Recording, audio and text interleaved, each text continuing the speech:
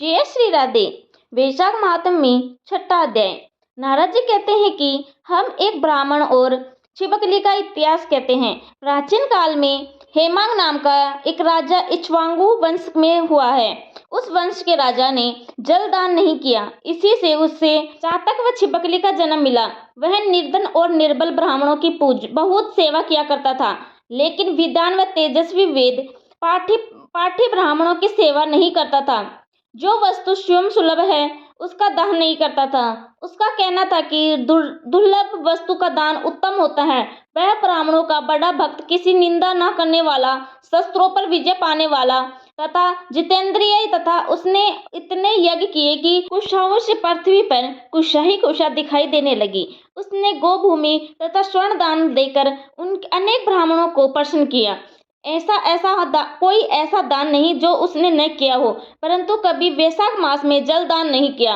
वह कहता था, अलभ्य वस्तु दान करने का फल है। जल तो सहज में ही लभ्य है। अतः वह राजा लूले, लंगड़े, अंधे और जीविकाहीन ब्राह्मणों की सेवा किया करता था, किंतु वेद पाठी, तत्वज्ञानी और ब्राह्मणवादियों की पूजा नहीं करता था। वह कहता था कि विख्यात ब्राह्मणों की सेवा तो सभी करते हैं, अनाथ, अनपढ़, लूले, लंगड़े और दरिद्रों की दुर्गति है, इसलिए यह दया के पात्र है।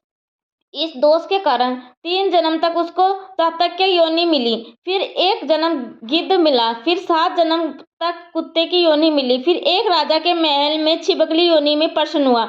इस प्रकार उस राजा को मिथिलापुरी के राजा श्रुति कीर्ति के घर में छिबकली बनकर द्वार की चौखट पर कीड़ों का भ्रमण करते हुए 87 वर्ष बीत गए। एक समय श्रुतिदेव ऋषि भूखे प्यासे दोपहर के समय मार्ग में थके हुए मिथिलापति के घर आए।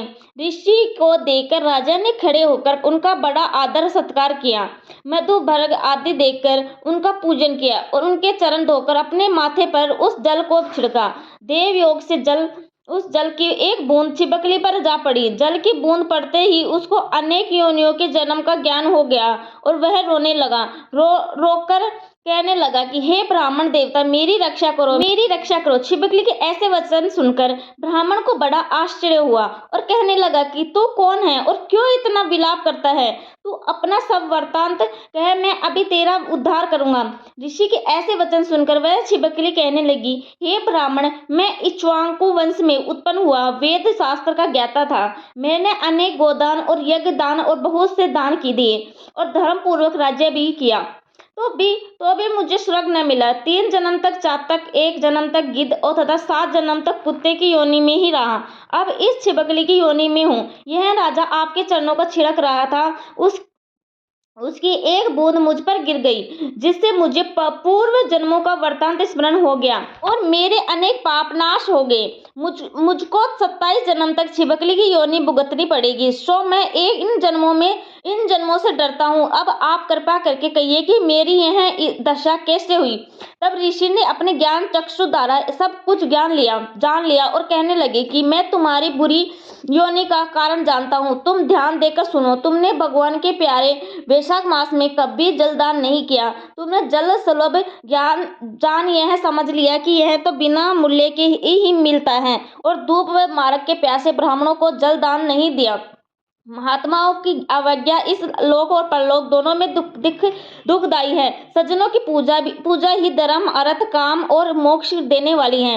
इस प्रकार बहुत से कर्तव्य अकर्तव्य को नहीं देखते। जैसे मंद आदमियों की संगति से कुछ फल नहीं मिलता, वैसे ही तीर्थ और मूर्तियों से भी तत्काल कुछ फल नहीं मिलता, परंतु महात्मा तो दर्शन मात्र से ही पवित्र कर देते हैं। साधु सेवा से कोई सज्जन दुखी नहीं होता। तुमने ना तो जलदान किया, ना साधुओं की सेवा की, इस कारण तुम्हारी यह दुर्गति हुई। लेकिन अब मैंने जो वैशाख पुण्य किया है वह मैं तुझे दूंगा। उसी के फल से तेरी शांति होगी। इससे तेरे भूत, भविष्य और वर्तमान तीनों कालों में कर्मों के संस्कार दूर हो जाएंगे।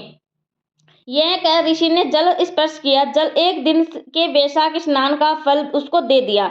जल के छींटे लगते ही वह सब पापों से मुक्त होकर दिव्य रूप को छिबकली का रूप त्याग नमस्कार कर आज्ञा लेकर स्वर्ग को चला गया और 10,000 वर्षों तक सुंदर भागों को भोगकर इक्ष्वाकु वंश में ही महाप्रभावशाली काकुत्स्थ्य नाम से उत्पन्न हुआ और 7 पीढ़ी पृथ्वी पर राज्य के राज किया। छठा अध्याय समाप्त। जय श्री राधे, जय श्री कृष्णा।